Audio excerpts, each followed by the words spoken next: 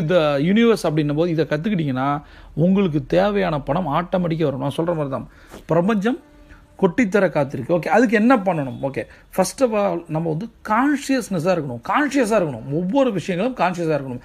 ஏன் இப்போ நம்ம கடவுள்கிட்ட இப்போ நம்ம கோயிலுக்கு போகிறோம், பயங்கரம் பெரிய லிஸ்ட்டு, பிள்ளையாரில் ஆரம்பித்து சுற்றிட்டு வரும்போது பாவம் சாமியாக சுற்றி போயிடும். அந்த அளவுக்கு நம்ம லிஸ்ட் இருக்குது. நம்மள்ட்ட விட்டுருங்க, அவர் பாவம், அவருக்கு 1000 பிரச்சனை, லட்சம் கோடி பிரச்சனை, அவரை விட்டுருங்க, பாவம் சாமி. நமக்கு ஒரு மைண்ட் செட் தலை இருக்குது, சரியா? அதுக்கிட்ட கேளுங்க. அதுக்கு தான் சொல்கிறேன், காலையில் உட்காந்து நம்ம செல்ஃப் அஃபர்மேஷன் சொல்லும் போது, மெடிடேஷனில் உட்காரும்போது எல்லாமே நமக்கு வரும்.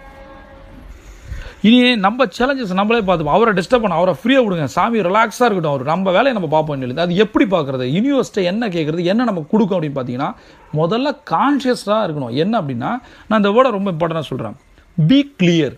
கிளியர்னா என்ன நீங்கள் கேட்க போகிறீங்க? இந்த பிரபஞ்சம், இந்த யூனிவர்ஸ்ட்டை என்ன கேட்க போகும்? 4 to 4 20 அஃபர்மேஷனில்